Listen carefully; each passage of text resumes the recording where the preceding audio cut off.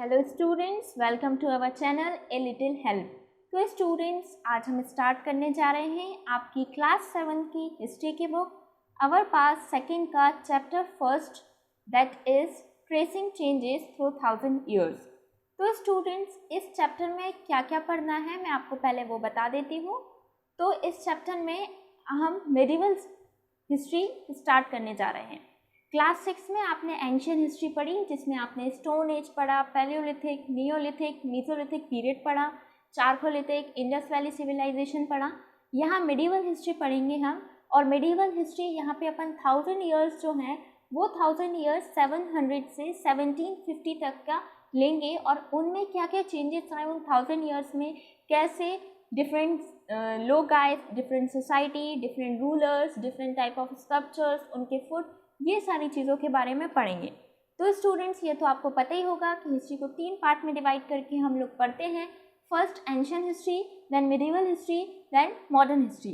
चलिए स्टार्ट करते हैं। तो स्टूडेंट्स, ये यहाँ पे आपको मैप दिख रहा होगा। आप सोच रहे होंगे कि मैडम पागल बना रही हैं, ये मैप कैसे हो सकता है, ये तो एक कीड़े की तरह लग रहा है, मतलब समझ में नहीं आ रहा कि क्या है। लेकिन स्टूडेंट, ये मैप ही है। ये एक अरब जोग्राफर थे जिनका नाम अल इदरीसी था, उनने ये मैप बनाया था। चलिए स्टूडेंट्स देखते हैं। तो स्टूडेंट 1154 सीई मतलब कॉमन एरा में अरब जोग्राफर अल इदरीसी ने ये मैप बनाया था। और ये मैप किसी और चीज़ का नहीं बल्कि अपनी इंडिया, जो अपनी महान कंट्री है, इंडियन सब कॉन्टिनेंट का है। और स्टूडेंट्स, इसमें उन्हें क्या बताने की कोशिश की थी, क्योंकि उस टाइम इतनी ज़्यादा टेक्नोलॉजी और इतनी ज़्यादा नॉलेज नहीं हुआ करती थी, इतनी सहूलतें नहीं होती थी, तो उन्हें यहाँ पे इंडियन सब कॉन्टिनेंट की कुछ डिटेल्स बताने की कोशिश की थी। लेकिन स्टूडेंट्स, ये वो अल इदरीसी थे, अब नाम से पता चल रहा है, और दूसरी चीज़ यहाँ पे लिखा भी है, अरब जोग्राफर थे। तो उनने जो भी स्टेट्स थे, जो भी चीज़ें थी, जैसे कि कोस्टल एरियाज थे या जो आसपास के स्टेट्स थे, उनके जो नाम उनने दिए थे वो अरबी में दिए थे, जो आपके लिए डिफ़िकल्ट टास्क होगा पढ़ने के लिए। ओके स्टूडेंट्स, चलिए देखते हैं और क्या क्या उन्होंने बताया था। तो स्टूडेंट्स, उसके अलावा उनने नॉर्थ इंडिया को आराम से क्या किया था, आराम से बताया था, मतलब शो किया था। और श्रीलंका जो एक आइलैंड है वो टॉप में था।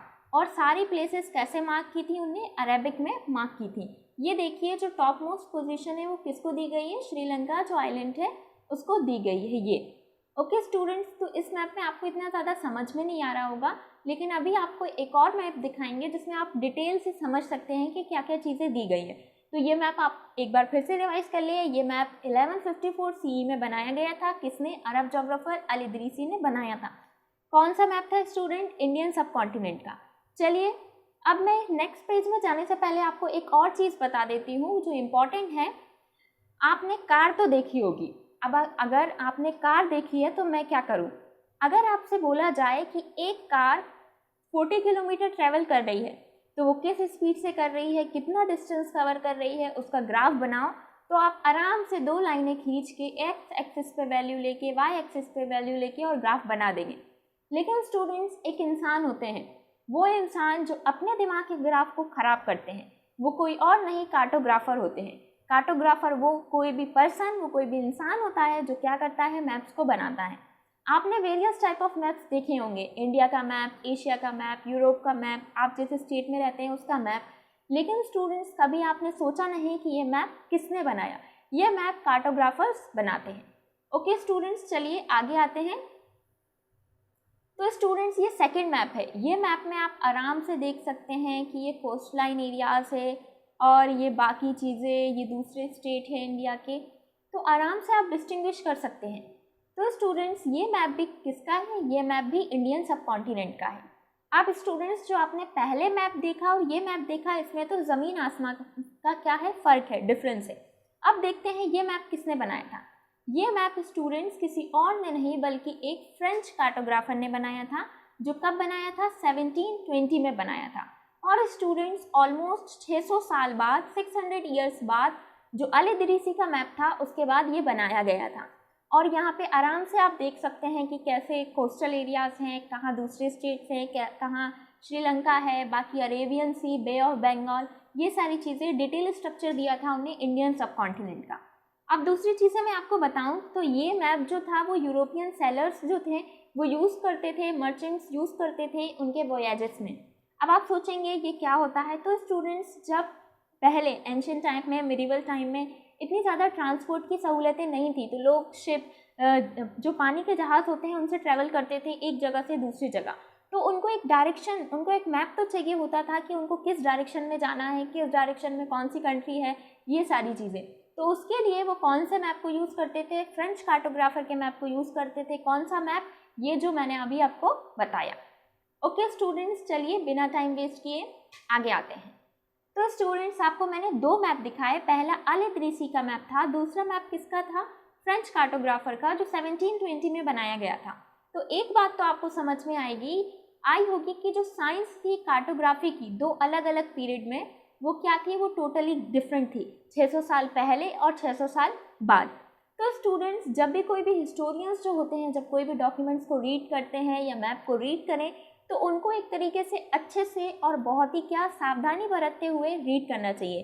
क्यों? क्योंकि जैसे जैसे ईयर्स बैक वो देख रहे हैं, किसी पास्ट की चीज़ को देख रहे हैं, तो उसमें बहुत से चेंजेस आ जाते हैं, उनके कॉन्टेक्स्ट में चेंजेस आ जाते हैं, उनकी इन्फॉर्मेशन में, उनकी लैंग्वेज में, उनके प्रोनाउंसिएशन में बहुत से ऐसे चेंजेस आ जाते हैं। तो अब अपन देखेंगे कि कैसे न्यू और ओल्ड टर्मिनोलॉजीज जो थी उनमें चेंजेस आए, कि कुछ टाइम पहले जो वर्ड कुछ और हुआ करता था, आज प्रेजेंट में या उससे पहले मिडिवल टाइम में कुछ और हुआ करता है। चलिए देखते हैं। अब स्टूडेंट्स जो पहले यहाँ पे एग्जाम्पल दिया है उन्हें न्यू और ओल्ड टर्मिनोलॉजीज का, वो कोई और एग्जाम्पल नहीं बल्कि पर्शियंस का है। अब मैं पहले आपको बताना चाहूँगी कि पर्शियंस कौन होते हैं। चलिए पहले मैं आपको बता देती हूँ कि पर्शियंस कौन होते हैं, एक मिनट रुकिए। तो स्टूडेंट्स पर्शियन जो होते हैं वो एक इंडो यूरोपियन लैंग्वेज फैमिली है। तो अब आप सोचेंगे कैसे ये फैमिली है, तो ये बहुत बड़े या जो डोमिनेंट कल्चरल ग्रुप्स होते हैं उनको मिलके बनी थी, और ये एक स्पेशल टाइप का कल्चरल ट्रेडिशन को फॉलो करती थी। इसको अपन एथनिक ग्रुप भी बोलते हैं, जो मेनली कहाँ पे पाया जाता था, ईरान में, जिसको अपन पर्शिया बोलते हैं। और स्टूडेंट्स इनके जो एंसेस्टर्स थे, इनके जो पूर्वज थे, वो वर्ल्ड के अलग अलग इलाकों में फैले थे, लेकिन फिर भी ये एक साथ थे, यूनाइटेड थे। क्यों थे? क्योंकि इनकी लैंग्वेज जो इंडो ईरानियन ग्रुप थी, ये जो इंडो ईरानियन ग्रुप थे, जो इनकी इंडो यूरोपियन लैंग्वेज थी, वो इनको एक साथ रखती थी। ओके स्टूडेंट्स, चलिए देखते हैं कि कैसे क्या चेंजेस आए थे। तो पहले चेंजेस आप यहाँ पे देखें तो वो ये है कि जो भी हिस्टोरिकल रिकॉर्ड्स हैं वो क्या बताते हैं, वो हिस्टोरिकल रिकॉर्ड्स स्टूडेंट्स यही बताते हैं कि जो पहले मिडिल पर्शियंस थे और जो उसके बाद मिडिवल पर्शियंस और जो मॉडर्न पर्शियंस थे, उनके बीच में बहुत ज़्यादा चेंजेस आए। क्या क्या चेंजेस आए? सिर्फ स्टूडेंट्स ये चेंजेस नहीं आए कि ग्रामर या वोकेबलरी या फिर जो उनके बीच में मीनिंग्स थे किसी वर्ड के, एक पार्टिकुलर चीज़ की, वो बदल गई, बल्कि बहुत सी चीज़ें बदल गई थी। अब आप आगे क्लासेस में पढ़ेंगे या आगे के क्लासेस में पढ़ेंगे कैसे वो चीज़ें बढ़ी थी, कैसे वो चीज़ें बदल गई थी उनके लिए। तो अभी मेन चीज़ जो आपको समझना है वो ये कि जो मिडिवल पर्शियंस और जो मॉडर्न पर्शियंस थे उनके बीच में बहुत ज़्यादा चेंजेस आ गए थे। कैसे? हिस्टोरिकल रिकॉर्ड्स से जो अपन को पता चलता है कि ग्रामर में, वोकेबलरी में और जो मीनिंग्स थे वर्ड के, वो चेंज हो गए थे। अब जो दूसरा एग्जाम्पल आपको मिलेगा मिडिवल न्यू और ओल्ड टर्मिनोलॉजीज का, वो कुछ और नहीं, अपनी बहुत प्यारी सी कंट्री हिंदुस्तान का मिलेगा। तो स्टूडेंट्स ये जो टर्म हिंदुस्तान है वो इतना ज़्यादा अपन यूज़ नहीं करते, मेनली इंडिया के नाम से आज अपन जानते हैं। लेकिन जो स्टूडेंट्स मॉडर्न नेशन, जो मतलब अभी प्रेजेंटली अपन इंडिया के नाम से जानते हैं, लेकिन ये जो हिंदुस्तान वर्ड है ये सबसे पहले 13वीं सेंचुरी में मिन्हाज-ए-सिराज एक क्रॉनिकलर थे, उन्हें यूज़ की थी। अब आप सोच रहे होंगे कि मैडम ये क्रॉनिकलर क्या होते हैं, तो मैं आपको ये भी बताऊंगी कि क्रॉनिकलर कौन होते हैं। क्रॉनिकलर स्टूडेंट कोई भी पर्सन होता है जो अकाउंट लिखता है किसी भी इम्पॉर्टेंट या हिस्टोरिकल इवेंट्स के, जैसे कि राजा के वहाँ क्या हुआ, मतलब एक कोई बैटल लड़ी गई तो उसके एविडेंसेस क्या हैं, वो बैटल जो प्रेजेंट रूलर था जिसने लड़ी थी वो जीता या दूसरा रूलर हारा, ये सारी चीज़ें, या कोई राजा का रूल, या जो भी इम्पोर्टेंट चीज़ें होती हैं ना, उनके बारे में वो क्या लिखता है, एक रिकॉर्ड रखता है, उसको अपन क्रॉनिकलर बोलते हैं। ओके स्टूडेंट्स, तो स्टूडेंट्स जो मिन्हाज-ए-सिराज थे वो पहले ऐसे क्रॉनिकलर थे जिनने क्या लिखा था, जिनने पर्शियन क्या करा था, पर्शियन में, वो एक पर्शियन स्कॉलर क्रॉनिकलर थे, इसलिए उनने पर्शियन में लिखा था कि हिंदुस्तान का मतलब क्या है। हिंदुस्तान का मतलब जो भी एरिया है पंजाब के बीच में, हरियाणा के बीच में, या फिर जो गंगा और यमुना दो रिवर्स हैं उनके बीच में जो भी एरिया है वो क्या है, हिंदुस्तान है। तो स्टूडेंट्स मेनली उनके हिसाब से जो भी पॉलिटिकल सेंस में जो भी कंट्रीज थी या जो भी एरिया था जिसको रूल कर रहे थे दिल्ली सल्तनत, जहाँ पे जिनका हुकूमत थी, वो ही क्या है, वो हिंदुस्तान है। तो स्टूडेंट इसमें क्या हुआ था, साउथ इंडिया को इंक्लूड किया ही नहीं गया था, क्योंकि साउथ इंडिया में दिल्ली सल्तनत की सरकार थी नहीं, वहाँ पे उनकी हुकूमत थी नहीं। चलिए अब मैं इसको आपको मैप से बताती हूँ। ये देखिए, इस मैप में आप अच्छे से समझ जाएंगे कि इस मैप में ये जो नॉर्थन इंडिया है वहीं पर क्या है, दिल्ली सल्तनत का रूल है, लेकिन साउथ इंडिया में आप देखें तो बिल्कुल रूल नहीं है। तो स्टूडेंट्स इससे क्या पता चलता है जब साउथ इंडिया में रूल नहीं है, कि उनके हिसाब से, मिनाज-ए-सिराज के हिसाब से जो भी दिल्ली सल्तनत के अंडर में क्या है, लैंड है, वही क्या है, वही एक तरीके से हिंदुस्तान है। इसलिए क्या हुआ, उनने कभी भी साउथ इंडिया को इंक्लूड ही नहीं किया, किसमें, हिंदुस्तान टर्म में या इंडिया में। ओके स्टूडेंट्स, तो दूसरा डिफरेंस यहाँ पे आया। लेकिन स्टूडेंट्स हर चीज़ वक्त के हिसाब से बदलती है, ऐसा ही कुछ यहाँ हुआ। यहाँ पे जब 13th सेंचुरी में मिनाज-ए-सिराज थे तो वहाँ पे दूसरी और 16th सेंचुरी में बाबर आए। बाबर ने क्या कहा, बाबर ने फिर से हिंदुस्तान वर्ड को यूज़ किया, ताकि क्यों यूज़ किया, ताकि वो डिस्क्राइब कर सके ज्योग्राफी, किस टाइप की फ्लोरा है, किस टाइप की फोना है, किस टाइप का कल्चर है, किस टाइप के यहाँ के लोग हैं, मतलब इंडियन सब कॉन्टिनेंट के बारे में एक डिटेल स्ट्रक्चर वो दे सके। तो उन्हें इस वर्ड को यूज़ किया। वापस फिर स्टूडेंट्स यहाँ तक कहानी ख़त्म नहीं हुई। फिर 14th सेंचुरी में एक पोइट थे जिनका नाम था अमीर खुसरो। उनने फिर से वर्ड हिंद को यूज़ किया ताकि वो डिस्क्राइब कर सकें एक जोग्राफिकल और कल्चरल एंटिटी को जिसका नाम है इंडिया, जो आज अपन इंडिया के नाम से जानते हैं।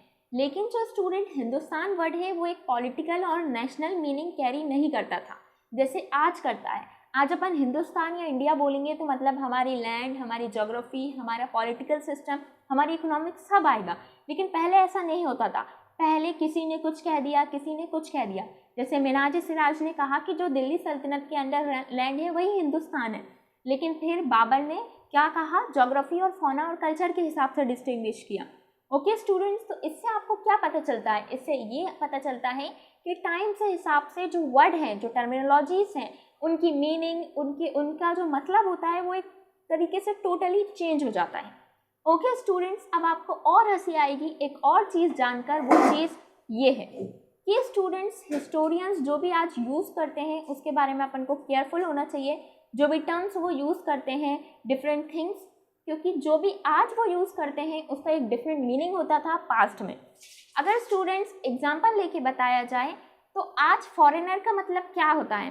फॉरेनर का मतलब स्टूडेंट्स, आप लोग उस कोई भी इंसान को बोलेंगे जो आपकी इंडियन नहीं है, जो बाहर की कंट्री से आया है, जो दूसरी कंट्री से आया है, जो आपकी कंट्री का नहीं है, उसको आप फॉरेनर बोलेंगे।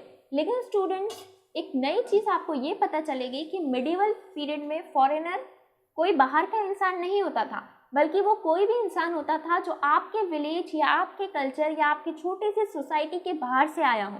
जैसे कि जो सिटी ड्वेलर्स होते थे या फॉरेस्ट ड्वेलर्स होते थे, उनको क्या बोला जाता था, उनको फॉरेनर बोला जाता था। मान लीजिए कि आप एक स्टेट में हैं, मध्य प्रदेश। अगर आपके वहाँ से मध्य प्रदेश एक आपकी सोसाइटी है, ऐसे समझिए आप, और अगर उत्तर प्रदेश, महाराष्ट्र या केरला से कोई भी इंसान आपके वहाँ आ रहा है तो वो क्या होगा, फॉरेनर होगा। कब, मिडिवल टाइम में। और स्टूडेंट्स, अगर बात करें तो इसको परदेसी बोलते थे हिंदी में, और अजनबी बोला जाता था किसमें, पर्शियन लैंग्वेज में।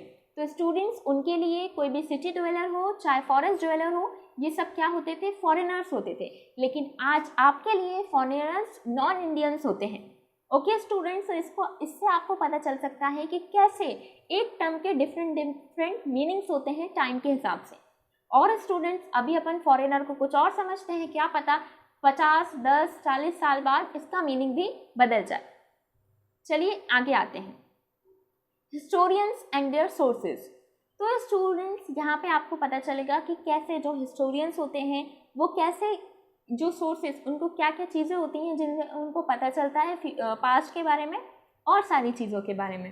तो स्टूडेंट्स, जो हिस्टोरियंस होते हैं वो बहुत सी अलग अलग डिफरेंट टाइप की सोर्सेज का इस्तेमाल करते हैं ताकि वो क्या कर सकें, स्टडी कर सकें, पढ़ सकें और क्या कर सकें, नेचर को जान सकें कि पास्ट के लोगों का, जो पहले लोग थे, उनका नेचर कैसा था।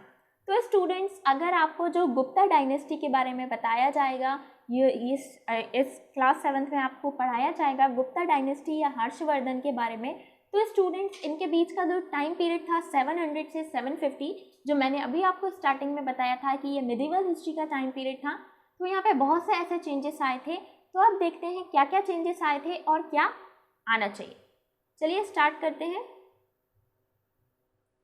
तो स्टूडेंट्स की अगर मैं बात करूँ तो आपको बहुत से ऐसे चेंजेस दिखेंगे जो इस पीरियड में आए थे, क्योंकि जो लोग थे वो कॉइन्स पे डिपेंडेंट हो गए थे, इंस्क्रिप्शंस पे, आर्किटेक्चर पे, टेक्सचुअल रिकॉर्ड्स पे, और पे बहुत सी इंफॉर्मेशन थी जो टाइम के हिसाब से उनके पास आ गई थी। तो ये हिस्टोरियंस के लिए क्यूरियोसिटी थी, एक अजीब सी चीज़ थी कि वो पढ़ सकें, जान सकें कि इस पीरियड में क्या क्या चेंजेस आए थे।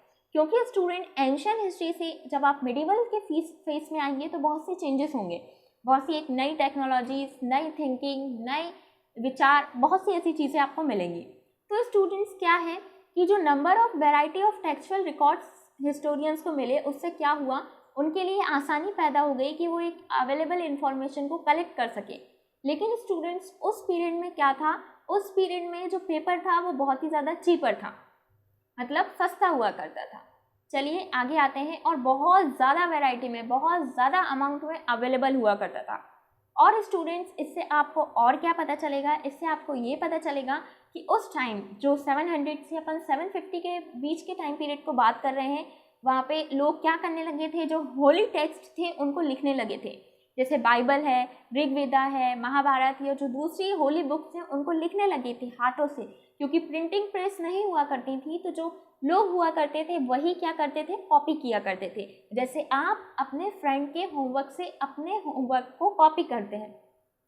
तो स्टूडेंट्स वहाँ पे जो क्रॉनिस्लर हुआ करते थे, रूलर्स के या लेटर्स या टीचिंग्स जो होती थी सेंट्स की, या जुडिशियल रिकॉर्ड्स जो होते थे, ये सब क्या होते थे, ये सब कॉपी किए जाते थे। और स्टूडेंट्स आपको पता ही होगा कि जो मैन्युस्क्रिप्ट हैं वो उनको क्या करा जाता था, इकट्ठा किया जाता था, उनको कलेक्ट किया जाता था बहुत ज़्यादा अमीर लोगों से, वेल्थी पीपल से, रूलर्स से, टेम्पल से, और उनको कहाँ रखा जाता था, उनको एक प्लेस जो लाइब्रेरी की तरह होती थी, आर्चीव्स, उन पे रखा जाता था। तो अब आप सोचेंगे कि मैडम ये आर्चीव्स क्या होता है। तो स्टूडेंट जैसे आपकी फ़ोन में आपकी फ़ोटोज़ होती है, आजकल फ़ोटोज़ की इंसान को ज़्यादा चिंता होती है, फ़ोन की ज़्यादा चिंता होती है इंसान से ज़्यादा। तो अगर आपकी बहुत ज़्यादा इंपॉर्टेंट फ़ोटोज़ हैं, आपकी मेमोरीज़ हैं, तो आप सोचेंगे कि वो डिलीट नहीं हो जाए, तो आप एक बैकअप प्लान रखेंगे। बैकअप प्लान कैसे रखेंगे कि उसको SD कार्ड में, दूसरे सिस्टम में या कंप्यूटर में या लैपटॉप में सेव कर लेंगे। वैसे ही अगर दूसरा एग्जाम्पल दूँ तो स्टोर रूम में आप क्या करेंगे, स्टोर रूम में आप कबाड़ा भर देंगे, लाइब्रेरीज में आप बुक रखेंगे।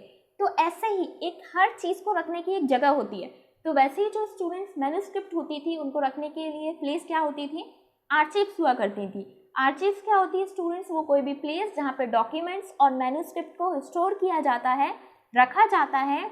जैसे कि प्रेजेंट टाइम में नेशनल और स्टेट गवर्नमेंट अपने सारे आर्चीव्स को एक जगह रखते हैं, डॉक्यूमेंट्स को एक जगह रखती हैं ताकि वो कहीं गुम नहीं जाए। तो ऐसे स्टूडेंट्स जो भी मिडिवल टाइम के लोग थे वो आने वाली जनरेशन के लिए कि हम लोग कैसे रहते हैं, वो लोग कैसे रहते थे, वो सब अपन को बताने के लिए क्या करते थे, अपने डॉक्यूमेंट्स को, अपने मैन्युस्क्रिप्ट को आर्चीव्स में रखा करते थे। और स्टूडेंट्स ये जो मैन्युस्क्रिप्ट और डॉक्यूमेंट्स होती हैं ये एक तरीके की डिटेल इन्फॉर्मेशन देती हैं हिस्टोरियंस को कि कैसे डिफ़िकल्ट थे उनके लिए, और एक आसानी पैदा करते हैं हिस्टोरियंस के लिए कि वो आज के प्रेजेंट टाइम में रह के जो पास्ट में हुआ उसको जान सकें। लेकिन स्टूडेंट इतना इजी नहीं होता ये जो मैन्युस्क्रिप्ट होती है उनको रीड करना। बहुत से चैलेंजेस हिस्टोरियंस को फेस करना पड़ते हैं। तो देखते हैं वो क्या क्या चैलेंजेस थे जो हिस्टोरियंस को फेस करने पड़े थे। तो स्टूडेंट्स अब मैंने अभी आपको कुछ देर पहले ही बताया कि प्रिंटिंग प्रेस नहीं होती थी, लेकिन उसको डिटेल में बताने से पहले मैं आपको बताना चाहूँगी कुछ और। तो चलिए स्टूडेंट्स मैं आपको पहले एक वर्ड जो स्क्राइब है उसका मीनिंग बताना चाहूँगी। तो स्टूडेंट्स जैसे अगर मान लीजिए आप बहुत बदमाशी कर रहे हैं क्लास में, टीचर ने बोला कल होमवर्क नहीं हुआ तुम्हारा, और अगर तुमने किसी से भी कॉपी किया और ये भी बोल दिया सारे पूरे अच्छे बच्चों से, इंटेलिजेंट बच्चों से, कि इसको कोई भी अपनी कॉपी नहीं देगा, इसको कोई भी अपना होमवर्क कॉपी नहीं करवाएगा, और अगर तो कल तुम होमवर्क करके नहीं लाए तो पेरेंट्स को बुलाऊंगी, ये करूंगी, फलाना ढिमका। इतने भाषण उसने सुना दिए टीचर ने कि आप डर गए। अब आप क्या करें ये आप सोच रहे होंगे। तो फिर आप मिन्नतें करेंगे अपने फ्रेंड के कि भाई तू ये कर दे, भाई तू वो कर दे, बस मुझे क्या कर दे, अपना होमवर्क करके दे दे, मैं कुछ नहीं करूँगा, कुछ कुछ चेंजेस ले आऊँगा और ये सब क्या कर लूँगा, कॉपी कर लूँगा। तो स्टूडेंट्स, स्क्राइब भी आपकी तरह ही होते थे। वो कौन होते थे? वो कोई भी इंसान जो कॉपी करता है मैन्युस्क्रिप्ट को। और पॉइंटेड इंस्ट्रूमेंट होती थी जिनके वजह से क्या किया जाता था स्टूडेंट्स, कॉपी किया जाता था। कैसे? जैसे कि बाइबल है, बाइबल की कॉपीज़ बनाई, क्योंकि स्टूडेंट्स अगर उस टाइम की कॉपी लेके आएंगे तो वो तो ख़राब हो जाएगी, इसलिए वो एक तरीके से क्या कर देते थे, और डुप्लीकेट कॉपीज़ बना देते थे ताकि वो अवेलेबल रहे। चलिए स्टूडेंट्स, तो मैंने आपको स्क्राइब के बारे में बता दिया, लेकिन फिर से अब अपन उसी टॉपिक पे आते हैं कि पहले क्या हुआ करता था। प्रिंटिंग प्रेस नहीं हुआ करती थी। तो स्टूडेंट्स, क्या होता था जब प्रिंटिंग प्रेस नहीं हुआ करती थी तो जो स्क्राइब्स होते थे वो कॉपी करते थे मैन्युस्क्रिप्ट को हाथ से। तो स्टूडेंट्स, कभी कभार जैसे आप अपने फ्रेंड से जब होमवर्क, आपने फ्रेंड से मिन्नतें करें कि मेरा होमवर्क कर दो, तो स्टूडेंट्स आपने चेंजेस करे। अब कभी कभार आपने जानबूझ के चेंजेस करें, और कभी कभार क्या होता है जब आपको राइटिंग समझ में नहीं आती तो आप चेंजेस करते हैं। तो ऐसे ही स्टूडेंट्स स्क्राइब के साथ हुआ करता था। जब पास्ट के कुछ रिकॉर्ड में उन्हें कुछ चेंजेस कैसे करना पड़ते थे, जब उन्हें कुछ स्पेलिंग समझ में नहीं आती थी, कुछ वर्ड समझ में नहीं आते थे, तो वो अपने हिसाब से गैस कर लिया करते थे, सोच लेते थे कि शायद ये हो। तो ऐसे क्या करते थे, वो वर्ड लिख लेते थे। तो स्टूडेंट, वो एक वर्ड एक नई मुसीबत बन जाता था हिस्टोरियंस के लिए। अब आप सोच रहे होंगे एक वर्ड से क्या फ़र्क पड़ता है। तो स्टूडेंट्स, आप नहीं समझेंगे, बहुत फ़र्क पड़ता है। तो स्टूडेंट, एक छोटा सा चेंज से क्या होता था, बहुत सारी जो अलग अलग कॉपी होती थी उनमें अलग अलग चेंज आ जाता था। मान लीजिए एक ओरिजिनल कॉपी से एक कॉपी बनाई गई, उस एक कॉपी में एक छोटा सा चेंज कर दिया। अब उस एक छोटे से चेंज वाली कॉपी से दूसरी कॉपी बनाई गई, उसमें उन्हें और कुछ नहीं समझ में आया, उन्हें दूसरा चेंज कर दिया। ऐसे स्टूडेंट अगर साइकिल आगे चलती गई तो वो तो पूरी मैन्युस्क्रिप्ट को ही चेंज कर देंगे, फिर तो वो बाइबल को महाभारत बना देंगे, क्योंकि टोटली चेंज कर देंगे। तो क्या होता था, एक ये चैलेंज था हिस्टोरियंस के लिए कि वो समझ सकें क्या लिखा है। तो एक छोटी छोटी गलतियां ही एक बहुत बड़ा धमाल बन जाती थी।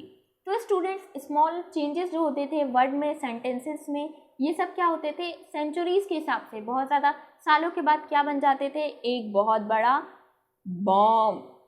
चलिए अब अपन आगे देखते हैं। तो स्टूडेंट्स, आगे देखने से पहले मैं इस फोटो को आपको बताना चाहूँगी। ये फोटो आपको दिख रही होगी, इसमें साफ पता चल रहा है कि ये जो नीचे वाली जो है बुक, इससे ये वाली बुक में कॉपी किया जा रहा है। तो स्टूडेंट्स, ये जब कोई भी स्क्राइब जो होते थे, पेंटिंग्स करते थे, कॉपी करते थे, तो उनकी फ़ोटो खींच ली जाती थी। उनको क्या कर लिया जाता था, उनको एक उसकी तरह, किसकी तरह, एक प्रूफ की तरह रखा जाता था। तो ये जो आपको दिख रही है पेंटिंग, उनकी पेंटिंग्स बनाई जाती थी, क्योंकि उस टाइम फ़ोटो तो हुआ नहीं करती थी। तो स्टूडेंट्स, जो पेंटिंग ये आपको दिख रही है, ये 7.5 सेंटीमीटर से 7.1 सेंटीमीटर के बीच की साइज़ की है, और इसको अपन मिनिएचर बोलते हैं। कभी कभार स्टूडेंट्स, मिनिएचर को भी सेल कर दिया जाता था, बेच दिया जाता था, क्योंकि ये इतनी ब्यूटीफुल तरीके से बनाई जाती। चलिए आगे आते हैं। अब एक नई बात। तो स्टूडेंट्स, अब आप देखिए, ये राइट हैंड साइड वाली चीज़ को देखिए, लेफ्ट हैंड साइड वाली चीज़ को देखिए। अब आप सोचेंगे कि मैडम फिर भी हमें लेफ्ट हैंड साइड वाली चीज़ों में वर्ड्स तो समझ में आ रहे हैं कि कुछ लिखे हैं, हमें तो राइट साइड में ऐसा लिख रहा है कि कुछ गूदागादी कर दी है, बस एक लाइन खींची जा रही है और लाइन बना दी गई है। तो स्टूडेंट्स, देखते हैं ये क्या है। तो स्टूडेंट्स, अब इससे आपको ये पता चलेगा कि लोगों की different kind of hand writings हुआ करती थी, अलग अलग तरीका हुआ करता था लिखने का, आज भी है। लेकिन स्टूडेंट्स, पहले उस तरीके की वजह से अपन लोगों को और हिस्टोरियंस को ज़्यादा प्रॉब्लम होती है। कैसे होती है? क्योंकि जो राइट साइड में मैंने अभी आपको फ़ोटो दिखाई स्टूडेंट्स, वो राइट साइड में जो आपको फ़ोटो दिखाई वो तो बहुत ज़्यादा कैसे है, डार्क स्टेन में ली गई है, बहुत ज़्यादा डिफ़िकल्ट अरेबिक है, आप नहीं पढ़ सकते। लेकिन जो लेफ़्ट साइड में है वो फिर भी आप पढ़ सकते हैं, क्योंकि वो ज़्यादा डेंसर मीडियम नहीं, थोड़ी हल्की है, कर्सिव भी सही है, ईजी है। तो स्टूडेंट्स, इससे क्या पता चल रहा है? इससे ये पता चल रहा है राइटिंग भी एक मेजर रोल प्ले करती थी। कुछ लोगों की अगर राइटिंग थोड़ी अच्छी नहीं है और डार्क स्टेन उन्हें यूज़ कर लिया, मतलब ज़्यादा डार्कली लिख दिया, तो उसकी वजह से हिस्टोरियंस के दिमाग में क्या खिचड़ी पक जाती थी कि वो कैसे समझें ये क्या है।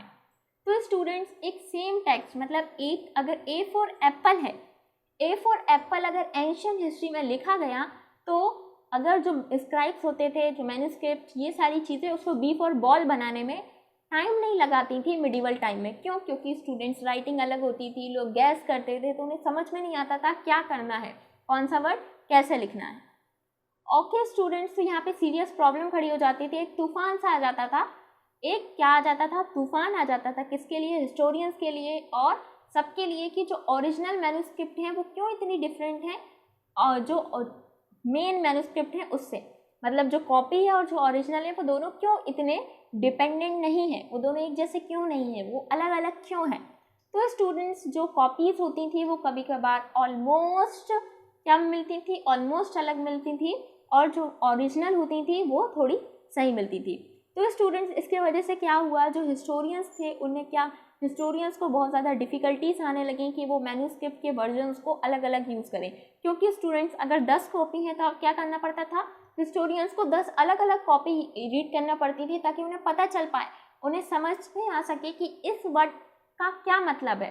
क्योंकि स्टूडेंट्स, हर वर्ड टाइम के हिसाब से चेंज होता गया, और मान लिए एक कॉपी में, एक जो कॉपी है मैन्युस्क्रिप्ट की, उसमें उन्हें 10 ऐसे चेंजेस किए, तो वो 10 ऐसे चेंजेस 10 कॉपी में कितने सारे हो जाएंगे। ओके स्टूडेंट्स, आप समझ सकते हैं कि कितना बड़ा एक चैलेंज है ये हिस्टोरियंस के लिए। तो स्टूडेंट्स, अब अपन ये वाला पैराग्राफ पढ़ के देखते हैं। On occasion authors revise there chroniclers at different times. The 14th century chronicler Ziauddin Barani wrote his chronicler first in 1356 and another version 2 years later. The two differ from each other, but historians did not know about the existence of the first version until the 1960. It remained lost in the large library collections. तो students, अब क्या हुआ, एक बहुत ज़्यादा problem आ गई historians के लिए। तो एक एग्जांपल देखिए, यहाँ पे आपको बताया जा रहा है कि कैसे प्रॉब्लम आई। यहाँ पे ज़ियाउद्दीन बरानी का एग्जांपल लिया जा रहा है। आप इसको ऐसा याद कर सकते हैं, ज़िया और उद्दीन दोनों क्लासमेट हैं, और उनका जो महेश्वरी बरानी जो एक और क्लासमेट है, उसका बर्थडे है, तो उन दोनों को उसके बर्थडे में जाना है, ज़ियाउद्दीन बरानी। तो स्टूडेंट्स, इन्हें अपना क्रॉनिकलर लिखा, क्रॉनिकलर मतलब एक कॉपी लिखी जो 1356 में लिखी थी, और स्टूडेंट्स 2 साल बाद उन्हें दूसरी कॉपी लिखी। तो स्टूडेंट्स, 2 साल पहले की और 2 साल बाद की जो कॉपी का जो उनका डिफरेंस था वो इतना ज़्यादा था कि खुद हिस्टोरियन सोचने लगे कि हम तो सिर्फ बच्चों को हिस्ट्री पढ़ा के पागल बनाते हैं, ये तो हमें असली में पागल बना रहे हैं। तो स्टूडेंट्स, इससे क्या हुआ कि जो उनकी ओरिजिनल कॉपी थी, जो 2 साल पहले वाली थी, वो हिस्टोरियंस को एक टाइम तक नहीं मिली थी। क्यों नहीं मिली थी? बहुत सी चीज़ें थी, 1960 तक उन्हें मिली नहीं थी, क्योंकि जो लार्ज कलेक्शन था मैन्युस्क्रिप्ट में, वहाँ शायद वो नीचे दबी थी, उन्हें नहीं मिली। लेकिन जब उन्हें मिली तो वो हैरान थे इस चीज़ को देखकर। ओके स्टूडेंट्स, तो ये जो न्यू सोशल और पॉलिटिकल ग्रुप है, ये अपन नेक्स्ट वीडियो में कंटिन्यू करेंगे। ये चैप्टर थोड़ा बड़ा है, अपन 2 पार्ट में कंटिन्यू रखेंगे। तब तक के लिए बाय, टेक केयर।